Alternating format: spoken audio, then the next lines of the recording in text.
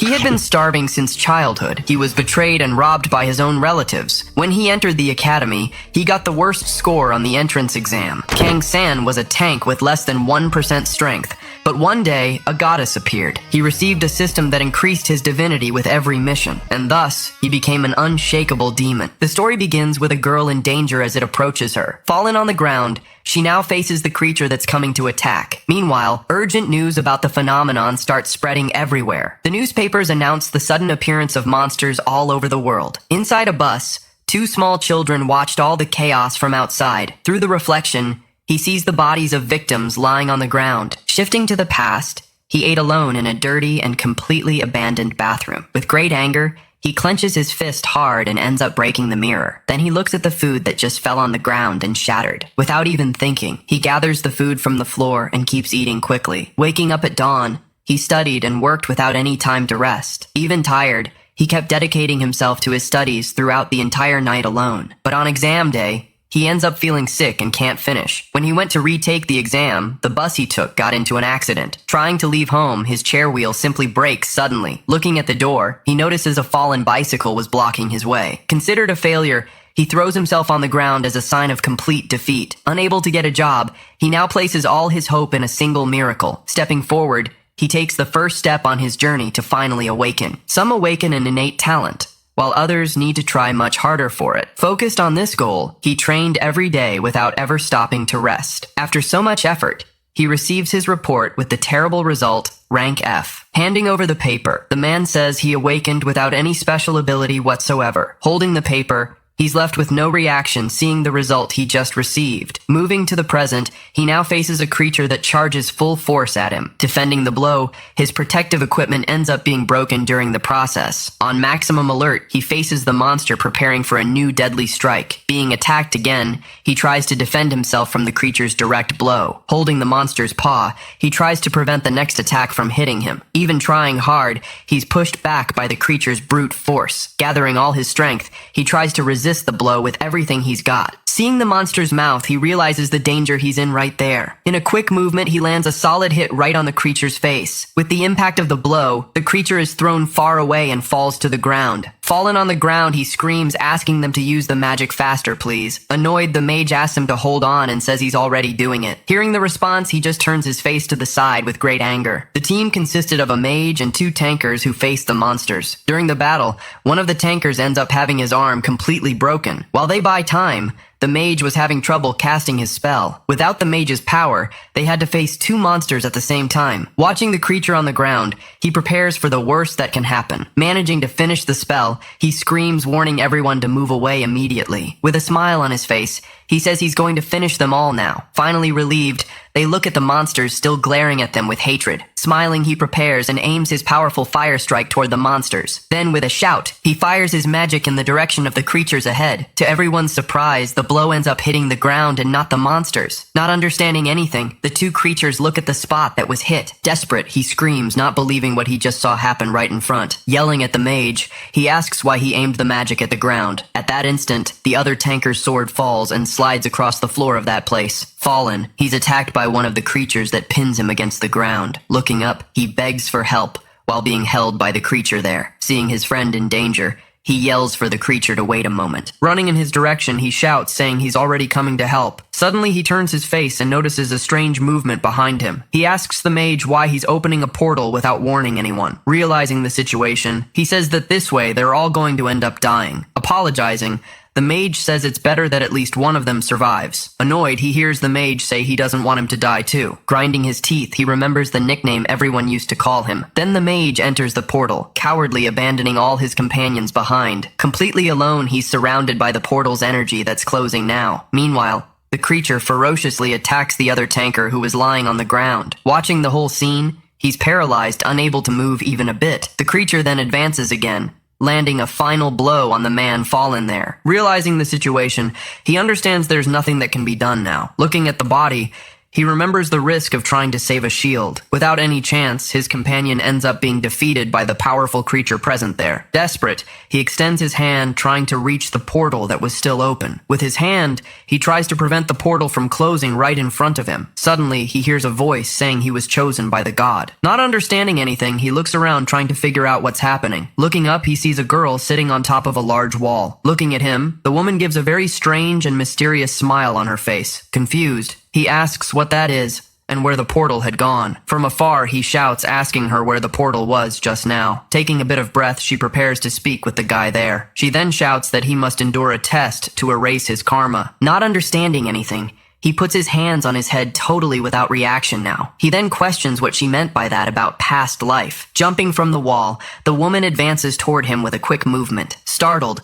he protects himself from the debris flying in his direction suddenly. When he turns around, he sees the creature emerging right behind his back. Then, she stares at him and tells him to make a very wise choice now. With its mouth wide open, the creature prepares to deliver the final blow. Using all his strength, he struggles, trying to push the creature away from him. Shifting to the past, his mother abandoned him with his drunk father lying on the floor. After his father's death, he was left alone and raised by his grandmother. Still a child, he cried while being cared for by his grandmother outside. Now an adult, he carried his grandmother on his back with a wide smile on his face. To support the family, he worked hard carrying weight at a construction site all day. Going to the hospital, a doctor tells him that his grandmother's treatment is expensive. Seeing his grandmother in bed, he decides he needs to earn a lot of money for her. Reading on his phone, he discovers that even without talent, he could become a new hunter. Watching his grandmother in bed, he prepares to do everything he can for her. Back to the present, he faces the consequences of the choice he made for money. The mage's offer appears, promising double the amount for a dangerous and deadly mission. Pinned to the ground, he has no way to escape the final attack from that fierce creature. For his grandmother, he suddenly opens his eyes, gaining a new determination. Advancing with its mouth open, the creature prepares for the final and precise blow. Holding the monster's mouth, he tries to resist with all the strength he has left. Then the other creature approaches him as he remained on the ground,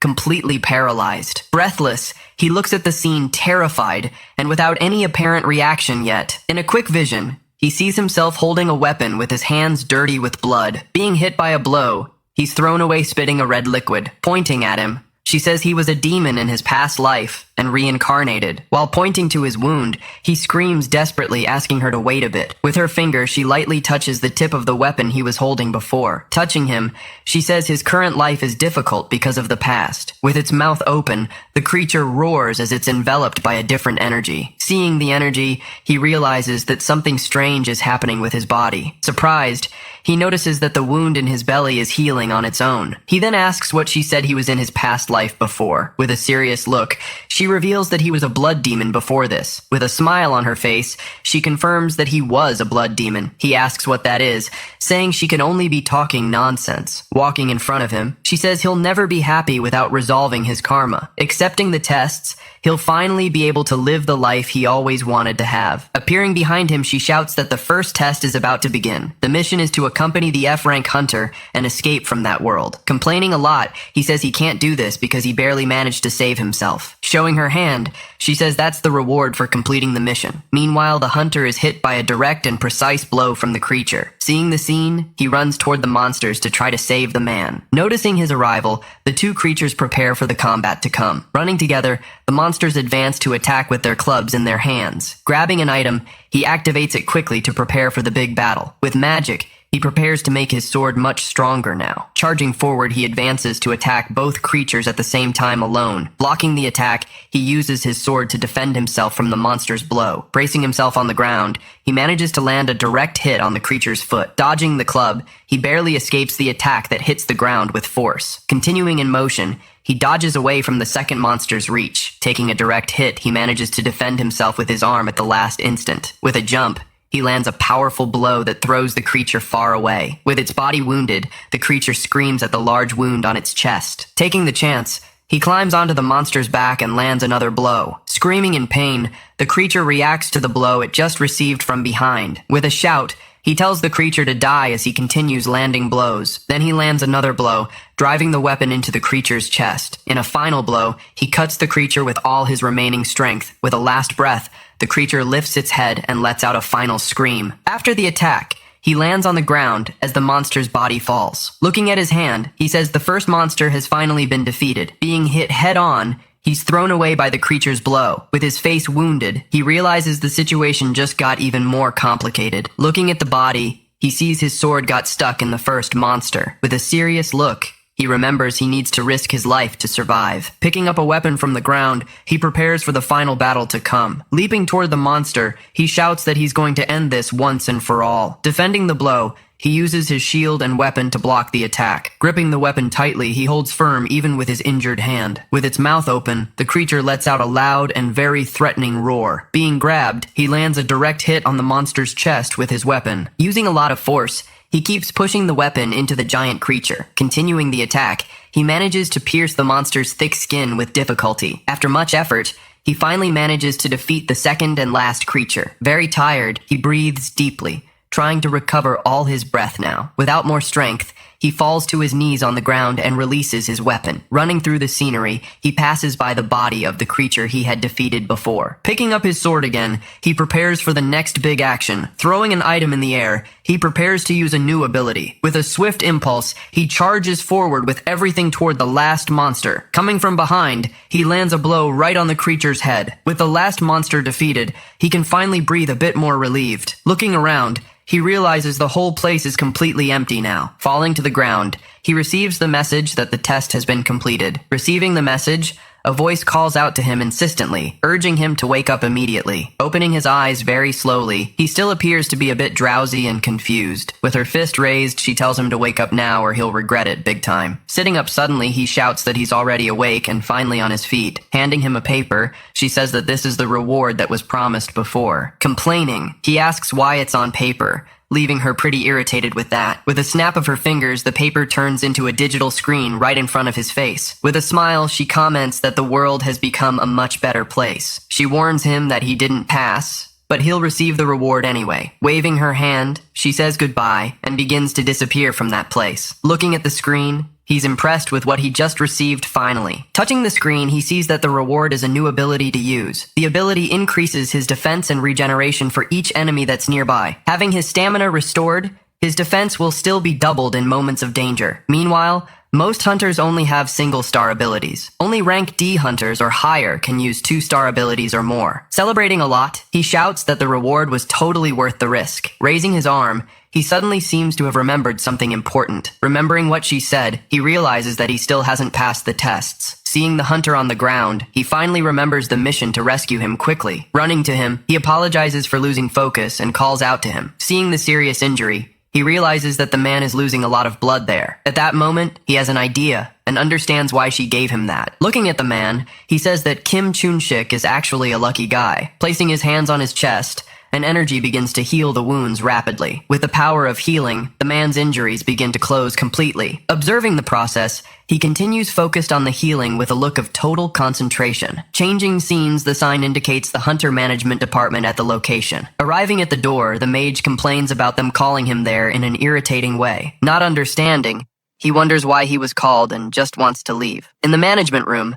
2 men were waiting for the arrival of an important person. Bringing our protagonist, the man asks about the raid that happened days ago. When he sees him, the mage is shocked to recognize a familiar face present there. Being surrounded by the guards, he's invited to sit down for a conversation. Trying to resist, he grabs the arm of one of the guards and shouts angrily. Immediately, one of the guards yells to the other, ordering them to capture him no matter what. Without thinking twice, he runs down the corridor trying to escape from there. Being caught, he's thrown to the ground forcefully by the hunter who was waiting for him. She informs him that abandoning companions is considered a very serious crime by everyone. He then shouts, asking if they have any proof that he abandoned them. Showing a screen, the woman prepares to reveal the whole truth about the case. In the video, she shows that the team could have handled the monsters easily, but as soon as his magic failed, he immediately fled and abandoned everyone. Shocked, he wonders how they managed to record all of that without him seeing. Meanwhile, our protagonist just turns around and leaves the place. With her back to him, the hunter watches him from the other side of that corridor. Talking with him,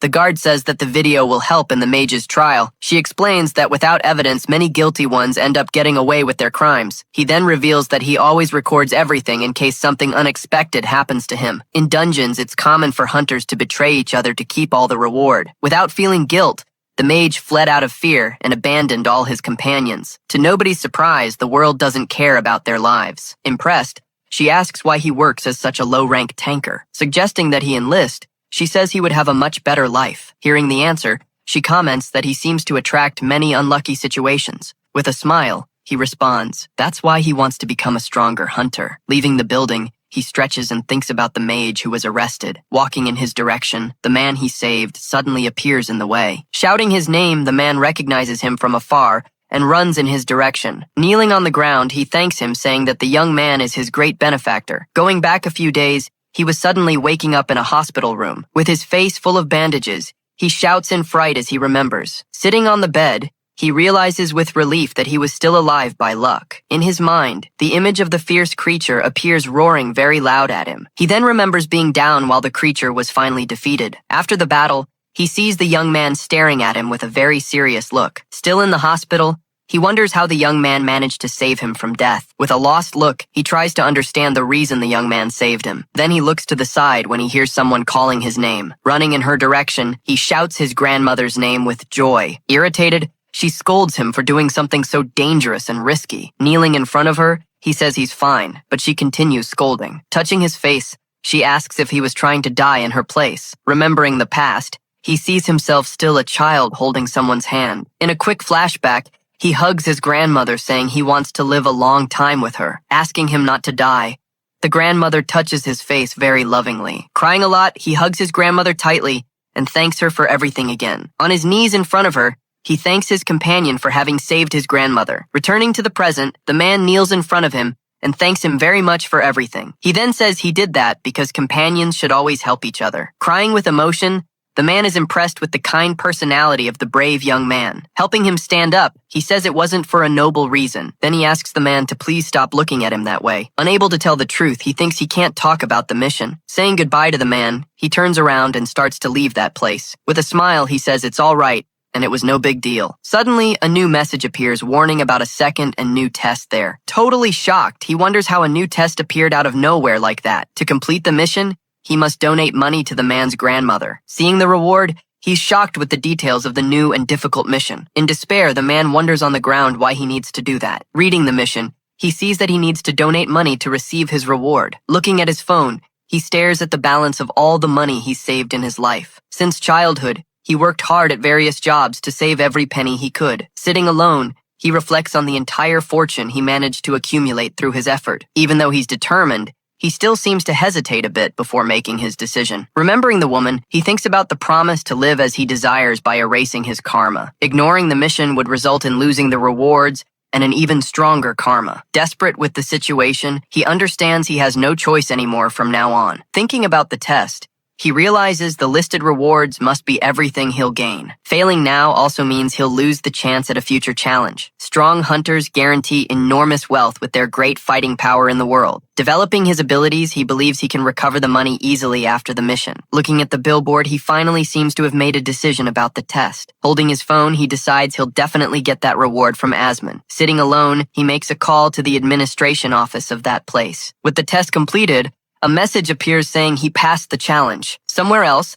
a man calls a group of candidates to follow him. Standing in front of everyone, an instructor prepares to explain the test. He warns that everyone will enter a virtual reality training room. With a serious look, he says no complaints about the characters will be accepted. The characters were configured so that failures indicate lack of qualification from the candidate. Being candidate number 38, he prepares for the aptitude test. Walking forward, he introduces himself as a candidate for the tanker position. His mission is to stop the beast's attack and protect his allies. With his back to the gate, he receives the final details about the test. Equipped with sword and shield, he prepares for the battle that's about to begin. Looking forward, he sees a group of monsters coming in his direction. The four creatures advance together, showing their sharp and deadly teeth and claws. Outside, the instructors observe the test in progress on the screens. The man celebrates that finally, one of his stats reached level 30. With his new ability and shield, he prepares for the great battle. Facing the monsters, he sees the chance to test his new reward finally. With a determined look,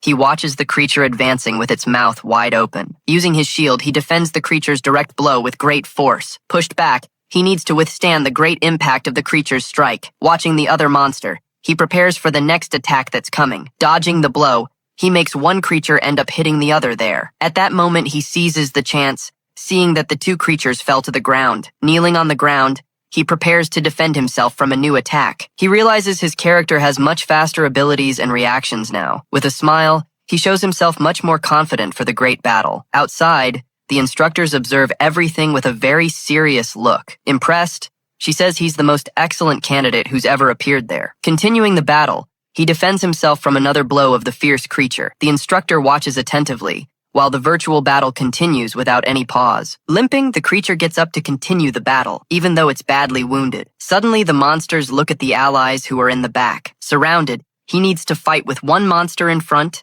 and another right behind. The instructor notices that one of the creatures is heading toward the allies. She wonders if he realized that the test's objective is to protect the allies. With a quick movement, the creature charges full force to attack his companions. Using his ability, he manages to attract all the monster's attention to himself. Enraged, the creature turns and starts growling very loudly in his direction. Kneeling on the ground, he defends the creature's blow coming from above him. Impressed, they observe the candidate's ability during the virtual and dangerous test. The ability allows him to disperse the enemy's aggression and attract them to himself. Remembering the mission, he understands he needs to sacrifice himself and dedicate himself totally to this. A tanker's function is to protect their allies on the front line always. Because of the high risk, tankers can earn a lot of money if they're recognized. With a focused look, he knows that high risk brings high reward. With a serious face, he says this role fits perfectly with him. Fighting against the creatures, he states this is his true fighting style. At that moment, the exam ends, and a message appears warning of the time's end. Leaving the room,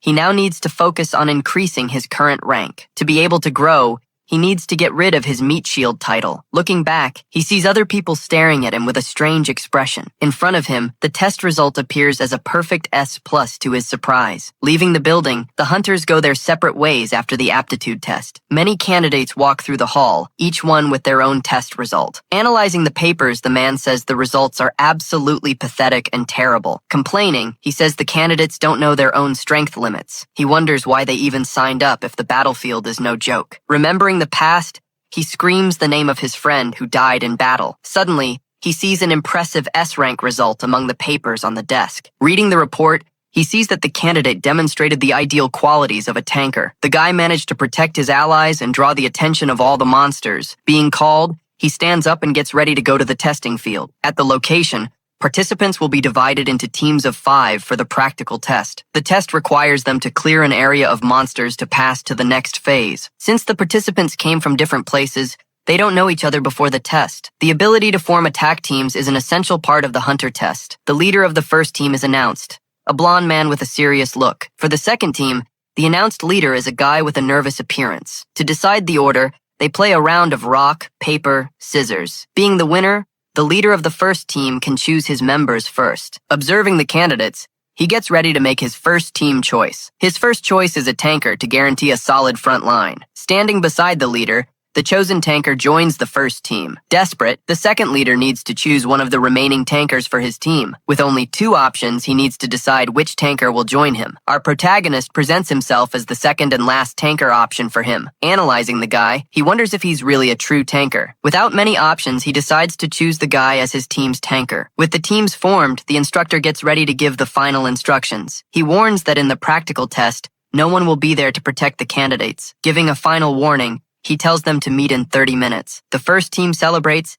saying they have a very strong tanker with them. Confident, the leader of the first team tells everyone to share their specialties. Meanwhile, the second team seems to be completely lost and directionless in the test. He then asks if they're not going to put together a battle strategy. Celebrating, the team agrees that they need a plan for the test. On the other side, the instructor watches the teams with a serious and attentive look. He comments that the guy has solid fundamentals, but doesn't possess any talent. The leader of the second team regrets that he doesn't have the true talent of a hunter. The test finally begins, and the first team is called to enter the arena. Positioned on the field, the team prepares for the battle that's about to start. Suddenly, the tanker shouts for everyone to dodge a surprise attack. He then defends a direct hit from the creature with his shield in front. Shouting, the leader orders everyone to form their attack position now. 3 orcs advance together, running toward the team with their weapons in hand. Behind the shield, the tanker activates his iron body ability to protect himself. With his ability, he manages to increase his defense temporarily by 5%. Shouting,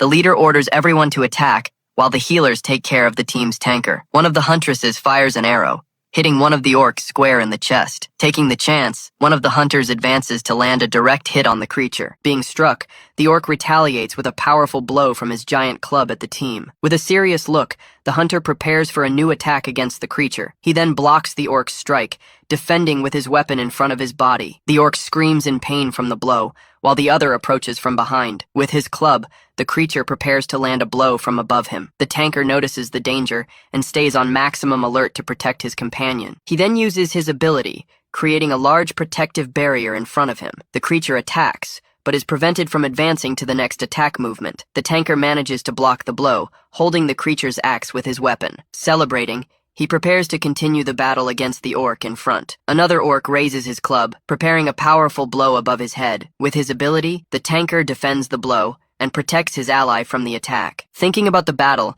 he believes the tanker can hold on with the healer's support. While the team attacks, everything seems to be following exactly the plan they agreed on. Suddenly, a very loud and fierce roar startles everyone on the battlefield. With the shock, the leader turns around, not understanding what's happening back there. Coming from the front, a sound of giant footsteps starts to shake the entire ground. On the horizon, an enormous horde of orcs runs toward the team in panic. In panic, he realizes the first orcs were just scouts from the horde. Getting hit, the hunter screams in pain as the blow strikes his chest. Shouting, the leader orders everyone to fall back behind the tanker for protection. Surrounded, the tanker has to withstand hits from several orcs at once. Even with his ability, he feels the pressure and weight of the orc attacks. The healers scream at him to hold on and not fall back under any circumstances in the battle. In the sky, a drone appears and starts recording the entire battle scene. Outside, the instructor watches everything closely on the monitor in front of him. He then grabs a microphone to speak to the candidates taking the test. He explains that ranks designated by the government aren't for their honor. A rank means the hunter can be trusted with that level of ability. The tanker keeps holding the front line, enduring all the orc attacks. If he could handle everything alone, he'd be taking a test at another level. To pass the test, everyone's abilities need to reach the required level. Otherwise, the instructor warns they'll all die during the test. He understands that if the tanker falls, the battle will be lost for everyone. Shouting orders, he commands the attackers to provide support and advance to the front. One of the hunters advances and lands a direct hit on the approaching creature. In the middle of the horde, the tanker withstands the blows with help from his healers. Firing her arrows, the archer hits the orcs trying to advance on the team. The healers focus on keeping the tanker alive, while one orc uses another as a shield. Even wounded, the tanker keeps enduring the pressure from the orc attacks up front. After much fighting, the team finally manages to complete the test with total success. Seeing the tanker being carried off, the second team watches the scene from afar in shock. With frightened faces, they stare at the situation, unable to believe what happened there. The medics rush to attend to the wounded tanker,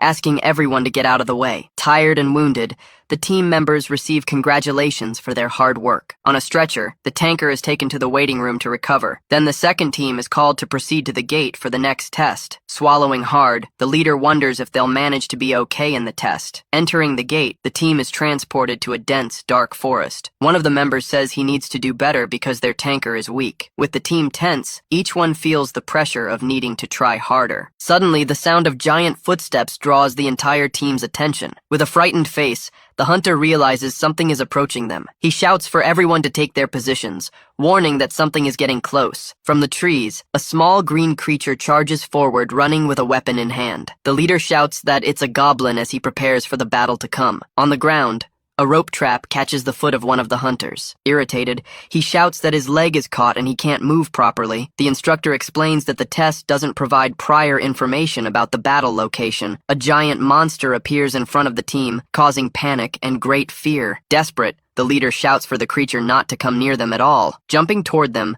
the goblin tries to land a direct hit on a hunter. With his shield, the tanker blocks the attack, protecting his companion from danger. With his sword and shield, he prepares for battle against the goblins. Screaming, the creatures prepare to attack the team in front of them. He tells everyone to respond calmly, maintaining their battle formation. Two hunters crouch down, while he says that goblins are just goblins in the end. A horde of goblins advances, running with their weapons to attack the team. Facing the creatures, he prepares for combat against the goblins ahead. He notices the goblins are attacking in a coordinated and very organized way. A hobgoblin is commanding the battle, giving orders to the other goblins on the field. Facing the creatures, he says it doesn't matter.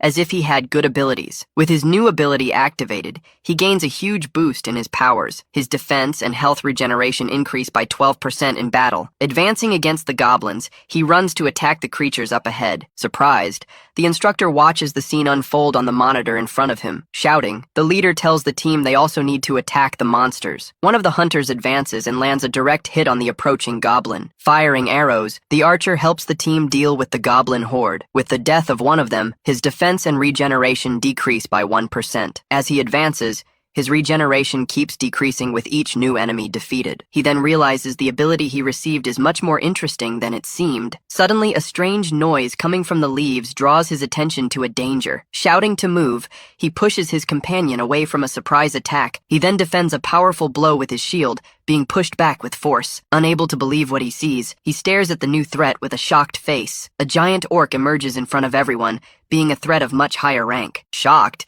he can't believe a blood orc appeared there. Staring at the creature, he wonders why it's in the test area. The leader says that's a rank D monster, and something is wrong. Shouting, the tanker orders everyone to fall back while the orc slowly approaches. Looking up, he freezes at the sight that appears before him. Sitting on the orc's shoulder, the woman from before suddenly appears at the location. With a strange gesture, she makes a face and stares at him with a weird look. Irritated, he wonders why Luca Bellino is there in the middle of the test. Outside, the man shouts, not understanding how a rank D monster appeared. In the control room, everyone stares at the big screen, seeing the orc's habitat in the test. He then asks the exploration team what went wrong in the field. One of the explorers says they checked the area 3 times before the test. The other confirms there was no trace of the orc at the location before. Worried, they know the participants' deaths would be a huge problem for everyone. They then decide to stop the exam and evacuate all participants from that place. The female explorer tells them to wait and observe the situation a bit more. Irritated, the man shouts that if a candidate gets hurt, they can be sued. The instructor says he understands the concern, but he's not stupid to that extent. He then guarantees he'll intervene if there's the slightest problem in the test. The man worries that innocent candidates will end up dying again because of this. With no more options, he tells the instructor to take full responsibility for the situation. With his arms crossed, the instructor says he'll pretend he didn't know anything. The woman warns that he needs to bring all team members back. He wonders if no one else can hear the voice that's in his head. If a single person dies, the karma will return, so he needs to save everyone. With a smile, she tells him to do his best and disappears from the location. At that moment, the orc advances with its club and prepares to attack the team. The blow hits the ground with force, raising a large cloud of dust there. Irritated, he wonders how anyone in a rank E exam can defeat that orc. He understands that Luca Bellino and Asmund don't want him there because of his life. The leader shouts for him to block the attack while they prepare to strike. Determined, he says there's no possibility of giving up in the first place. Running forward, he positions himself to face the giant orc head-on. The orc advances, planting its foot on the ground with force and preparing to attack. With a growl, the creature raises its axe with a look full of rage. He prepares for the blow, feeling the enormous pressure of the creature's power. The orc attacks with everything, aiming a direct and precise blow in his direction. He knows that if he's hit once, the battle will be lost for him. While he blocks the orc, the leader shouts for everyone to fight together too. The other hunters advance to help in the battle against the giant and powerful monster. One of the huntresses complains, saying that's ridiculous and asking if they're crazy. She blames the tanker, saying that if he hadn't interfered, they'd be rescued by now. In the control room, the instructor observes one of the hunters trying to flee from the test. With a serious look, the instructor observes the arrow that fell on the forest floor. The archer runs away, trying to escape from the battle and the goblins that follow him. With a determined look, he advances and strikes the creature right in the middle of the forest. Meanwhile, one of his companions runs, leaving the other behind in danger. Then he throws something on the ground, shouting for the creature to eat that. Receiving the blow to the head, the larger monster turns to face the hunter. Jumping toward the target, he prepares to connect a new attack. He manages to land a direct blow on the giant monster's leg that was there. Arriving to give support, his partner also attacks the creature with a blow. With great fury, the monster lets out a roar,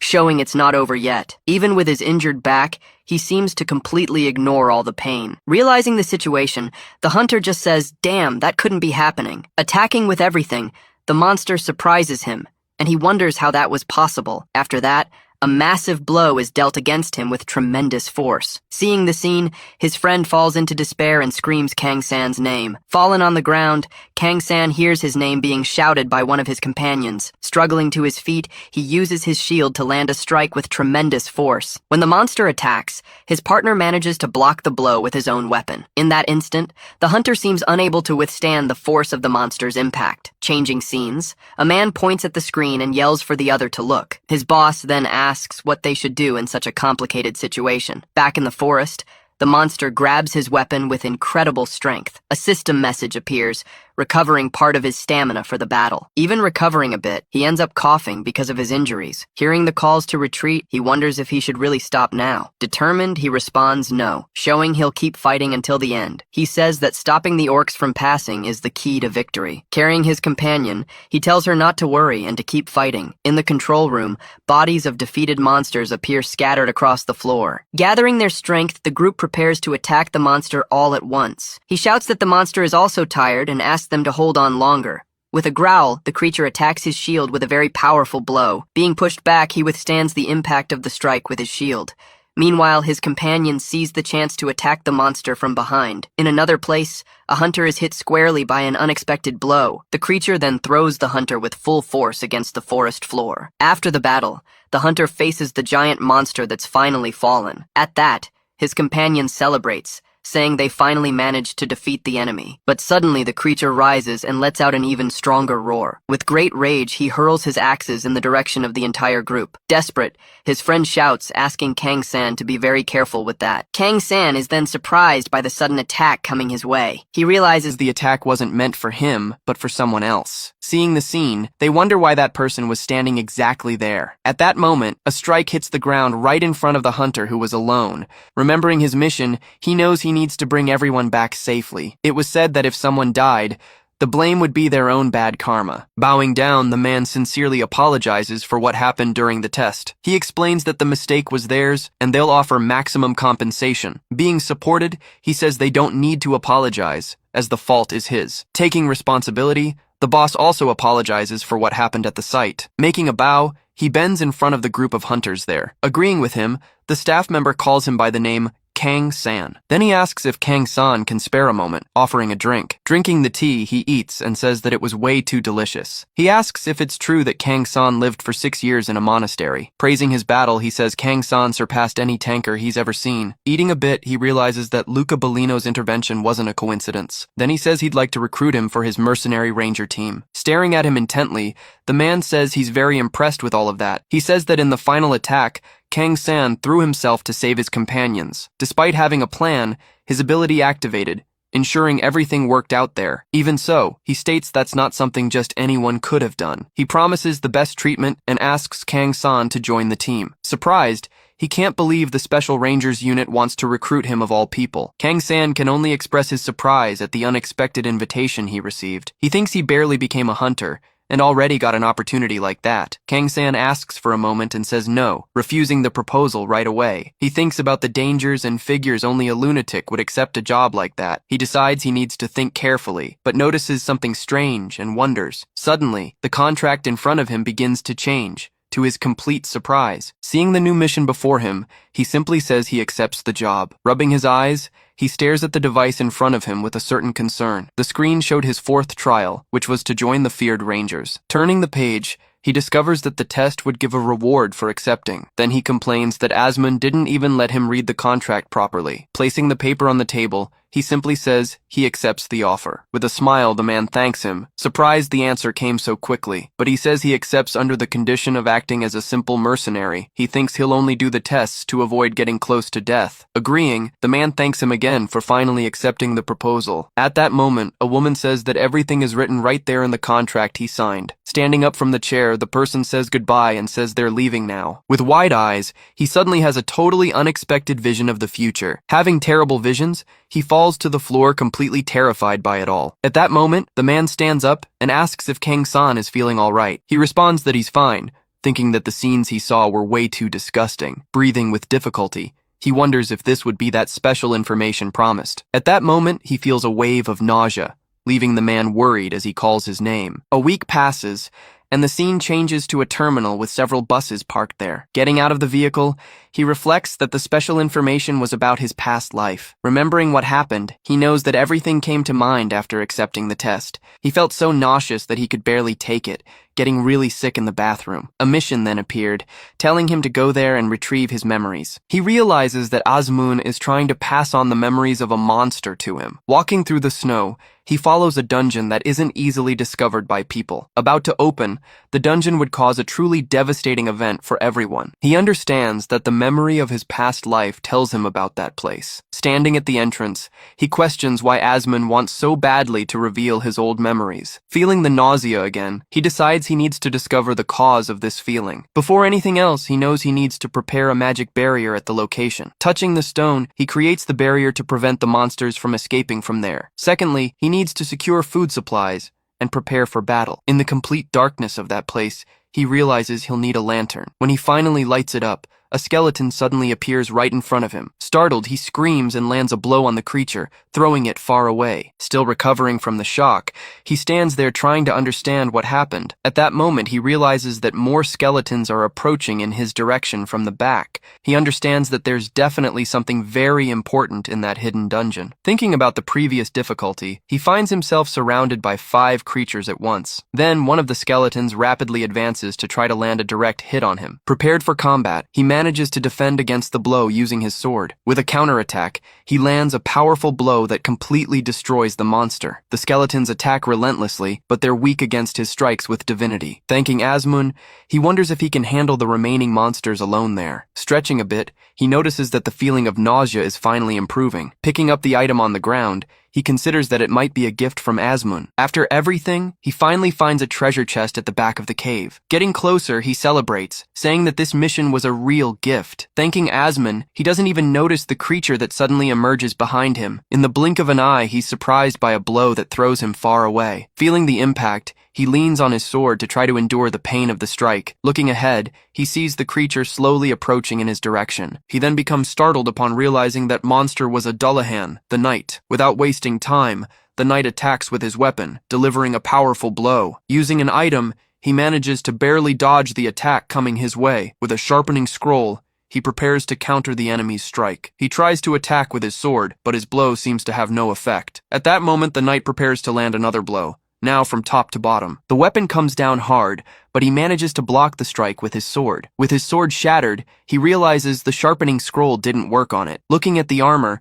he understands the enemy is a complete and powerful monster. On the ground and scared, he holds the remains of his totally broken sword. Seeing the new attack, he worries about his chances of surviving the monster. An ancient message about the trial appears, making him remember something important. He then turns and looks at the chest that was in the corner of the cave. With no order to overcome the test, he realizes he doesn't need to fight anymore. Understanding the chest is the reward, he decides there's no time to waste. Grabbing the prize, he prepares to flee from that place as fast as possible. He then wonders how he'll get past the monster that knows where he is. Seeing the horse breathing, he thinks if he should just run without thinking about anything. Then, a new idea comes to his mind to escape from the headless knight.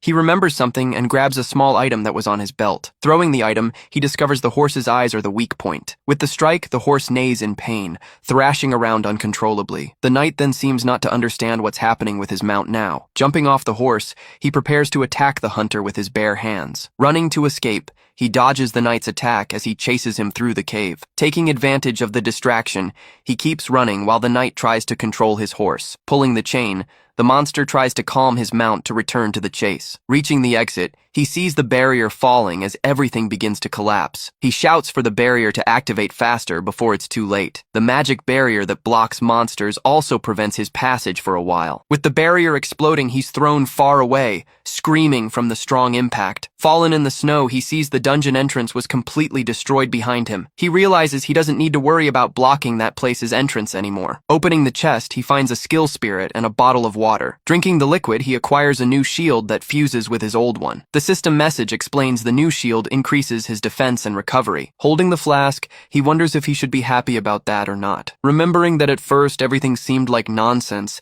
he now sees he's getting what he wants. Determined, he says he'll drink to get his memories, not caring about gods. Drinking the liquid, he has a vision of an injured man asking why he did that. In his memory, a shadowy silhouette appears amid a city in flames. Then, a family asks why he was killing people who were innocent there. Seeing the family on the ground, the man asks if he's going to drown the nation in blood. The shadowy figure then just questions back, asking if he wanted a reason. Staring at the injured man, the figure prepares to finally give him an answer. With his face covered in blood, he responds that he did it because he felt like it. Not understanding, the warrior is surprised by a quick strike coming in his direction. Back to the present, he's shocked by the terrible memory he just received. Kneeling in the snow, he tries to process the vision of his past life as a demon. A message then appears, saying he acquired the arts of the blood demon. Another memory emerges, showing him as a child while someone stole his brother's money. Being reprimanded, he hears that he didn't even show up when his brother was actually alive. Years later, he appears on a bus, holding a small piece of paper in his hands. The bus then suffers an accident, making him scream from the impact of the crash. With the vehicle destroyed, he and the other passengers appear fallen on the ground. Outside, several people are injured amid the chaos of the accident. Bloodied,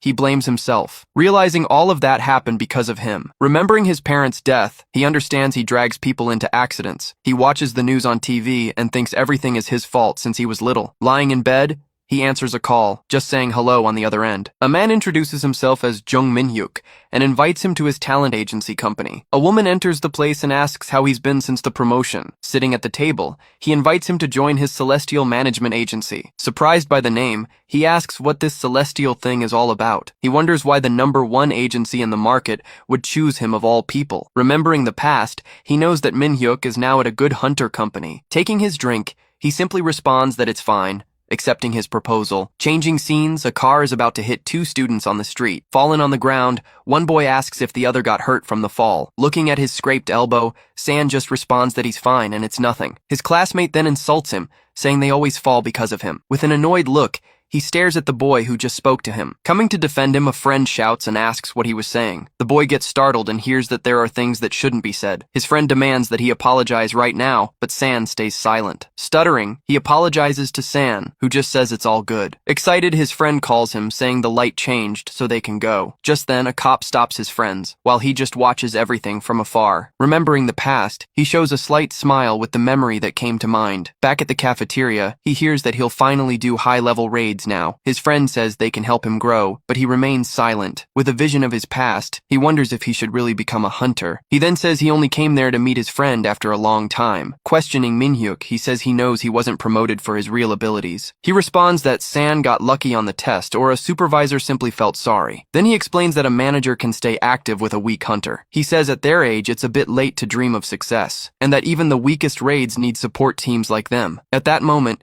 he has another vision of his bloody past, full of deaths. With the vision, he feels a strong pain, as if the memory hurt inside him. Grabbing his head, he startles Min-hyuk, who asks what's wrong with him. Breathing with difficulty, he seems to feel a lot of pain in front of his worried friend. His friend keeps talking, but his phone suddenly vibrates on the table. On the screen, an urgent message reports about a disaster team that was deployed. Standing up, he says it was good to see him, but it's not the time for this yet. He explains he just wanted to meet him, and thanks him for everything that happened between them. Not understanding anything, his friend hands the phone back, saying it's his. With a strange look, he turns to his friend, leaving him totally confused. Just then, an emergency alert warns about the danger of an E-class creature. Scared, he says they need to get out of there now, following the crowd's direction. Crashing through the glass, a giant creature invades the cafeteria with everything it's got. The monster then attacks a person, throwing them to the ground with a strong blow. The creature keeps attacking the fallen man, who screams in pain from the strike. Trapped on the ground,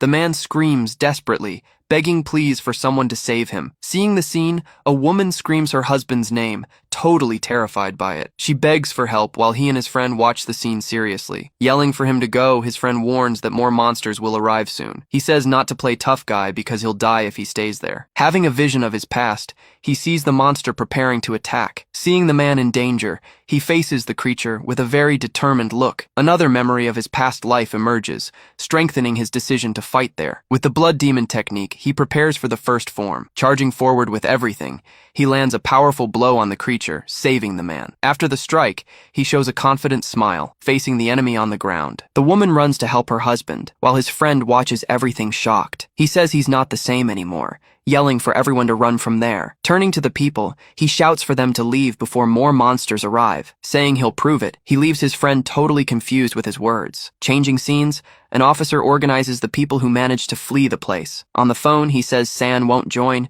getting a harsh scolding. He confirms the proposal, but says he still doesn't have a final answer from him. Getting scolded, he hears that anyone would accept the Celestial Agency's proposal. While his boss hangs up, he just stays silent on the other end of the line. Ending the call, he just lets out a sigh, closing the stressful moment. Changing scenes, he finds himself surrounded, screaming while defending against an enemy strike. Letting out a roar, the creature charges forward with its spear in hand to attack. Meanwhile, two people scream desperately as they witness the surprise monster attack. Attacking the civilians, the creatures spread chaos and panic throughout the entire street. Realizing the danger, he says he needs to buy time or the situation will get worse. Activating his shield, he prepares to face the horde of monsters alone. Seeing the hunter, the creature turns and prepares for the imminent combat. Fallen on the ground, a man screams for help as he's attacked by the monster. Hidden away, a woman also begs for help, asking if anyone can do something. Surrounding the victim,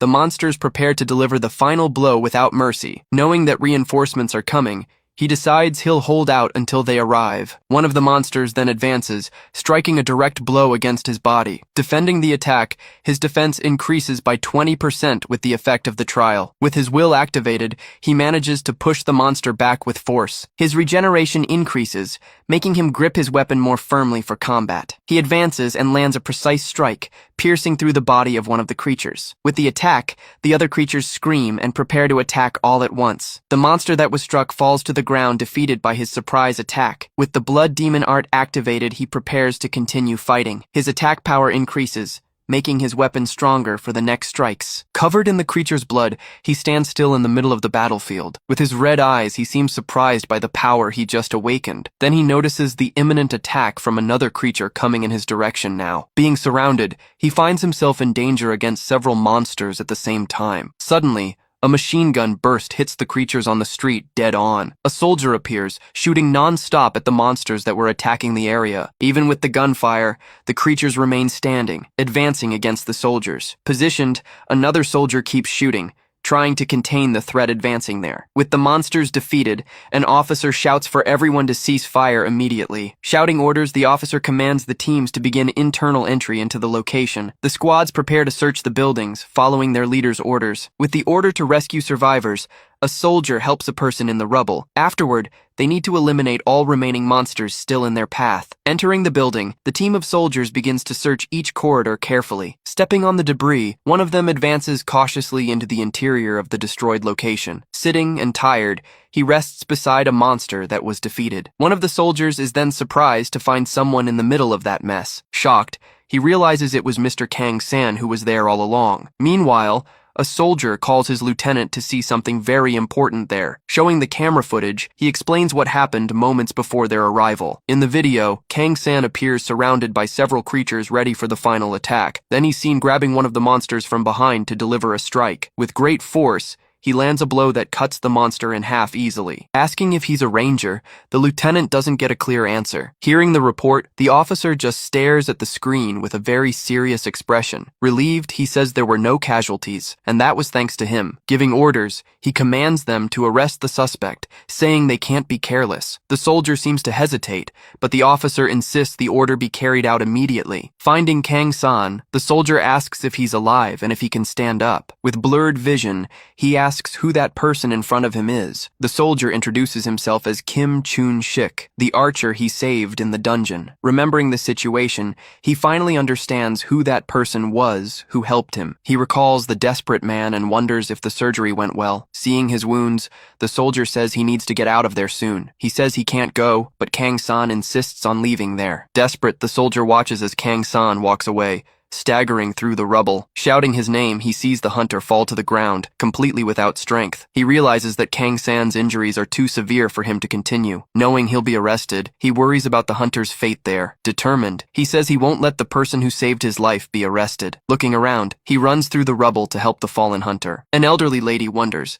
asking where she could be at that moment. Looking at the bed, she asks who the person lying there is. Seeing that he woke up, she lets him know they're in the hospital recovering now. She tells him the doctor said it was a miracle he survived so well. Eating a bit, he hears that it's nothing serious and that he needs to rest. With a smile, she says that's all he needs to do for now. Changing the scene, a lady recognizes him as the young man who saved her grandson. She comments that he's an admirable person, leaving the young man just listening to everything. After hearing the compliment, he simply eats a piece of the fruit she offered. At that moment, a woman enters the room calling for her mother, who was there. In a news report, a journalist covers the E-Class Gate incident. Interviewing a soldier, the reporter asks what the actual situation was like on site. He says the hero was injured, but left the scene in a hurry. Watching the news, a woman says everyone should know about that incredible person. Embarrassed in bed, he covers himself with the sheet, feeling a bit awkward. Remembering the battle, he reflects on how dangerous that situation was. In a memory of the fight, he knows that was a choice he made himself. Attacking with its claws, the monster tries to hit him, but he manages to defend himself. Looking at the defeated monsters, he sees himself surrounded by them in the middle of the street. Realizing it didn't help, he sees the monster's attack continues non-stop. Activating the demon art, his attack power temporarily increases by 10%. Screaming in rage, another creature prepares to attack with its weapon in hand. Defending the blow, he manages to hold the creature's weapon with his own. With the smell of blood, another monster leaps to attack from above him. With red eyes, he keeps fighting and defends another creature's strike. Jumping overhead, he prepares to attack the monster with an aerial strike. With the blow, the ferocity of the demon art is partially unleashed at that moment. Not understanding, he wonders what that is, feeling something strange happen. He realizes his body moved completely against his own will there. Then the art's effect increases his attack power by 20%. Surrounded by monsters, the art's effect keeps increasing his attack power. Completely exhausted, he feels the demon art's power was activated. At that moment, the guardian's will restores his stamina and removes the negative effect. Back at the hospital, he thinks the guardian's will saved him. He understands the system can't explain the power from another world. Being offered an apple, he thanks the lady who was by his side. He says it seems there really is a great person out there in the world. She tells him someone donated money for surgery, leaving him surprised by the news. He thinks it was him, while she talks about the mysterious anonymous donor. Feeling a pain in his chest, he thinks about his bank account after the donation. She says she didn't use the money, leaving him surprised by the revelation. Scheduled for next week, the surgery was postponed, to his relief. Eating, he thinks he doesn't know what he did to deserve such a blessing. Remembering the past, she reflects the blessing came from being alone in the world. Swallowing his food, he continues listening to the lady's story attentively. With a smile, he says she's qualified and hopes the surgery goes well. His faith increases, and his divinity rises by 3 points, ending the chapter there. He decides he needs to learn more about the blood demon art he possesses. Walking to the training center, he knows he needs to master the demon art. Climbing the stairs, he knows the forced environment there will definitely help. Sitting in the room, he confirms he wants the skill proficiency course. After accepting the course, he confirms he'll be training for a whole month. A guide appears and says she'll accompany him to the training location now. As he follows her, he realizes monsters of a certain rank will appear there. She explains he must wait 24 hours after defeating all 20. She warns she'll lock the door, and he just nods in agreement. Zipping up his jacket, he prepares to endure the training for a whole month. Before leaving, the guide calls him by name to give one last warning. A villain's interference forcibly increased the difficulty of his training. He discovers time inside will pass much slower than outside. His reward for surviving will be a 5-point increase in his divinity. After a month, his training period finally comes to an end. Placing the card on the table, he simply says, "Here's what they asked for." The attendant praises him for his hard work, wondering about his aura. With a smile, he thanks everyone and turns to leave. Leaving there, he goes straight to a barber to cut his hair. After a good cut, he gets a hair wash to relax. Relaxing in the water, he enjoys the moment of peace after the intense training. Then he goes to a restaurant to eat a complete and hearty meal. Satisfied,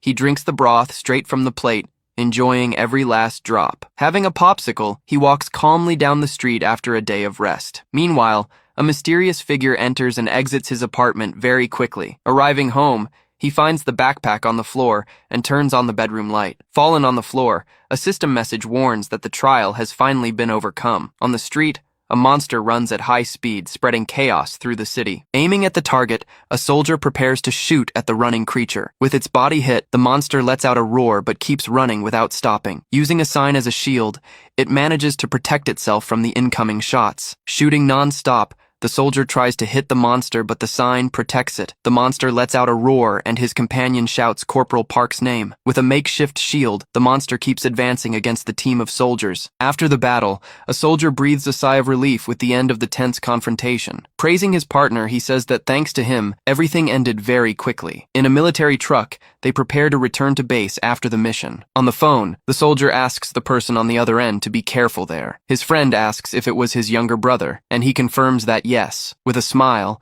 his friend says he must really value his brother. He denies it, but his friend says that could be a death flag. Suddenly, someone calls for him, warning that an unexpected visitor just arrived. Turning around, he asks who this visitor that just arrived would be. With a smile, a woman introduces herself as reporter Kim Min-young to him. Holding the card, he wonders why a reporter would be there at that moment. She asks about the protagonist of the incident, and he says it wasn't a big deal. With an irritated tone, he says no, and that he made it all up in the interview. She understands, but says that's exactly why she came to him to learn more. The reporter says someone who wants to hide wouldn't give an interview like that. He stays silent, wondering if this was some kind of mind game. With a smile, she asks what he thinks of a new proposal from her. Looking back, he's confused, not understanding what's happening there. A colleague calls him, saying they're leaving the reporter behind. With a smile, the reporter just watches the soldier leaving with his team. In the locker room, he seems thoughtful, still confused about the conversation he had before. Remembering the envelope, he recalls that she said it was a small gift. Sitting on the bench, he wonders what this is, holding her envelope. Opening the envelope, he finds a donation receipt with the name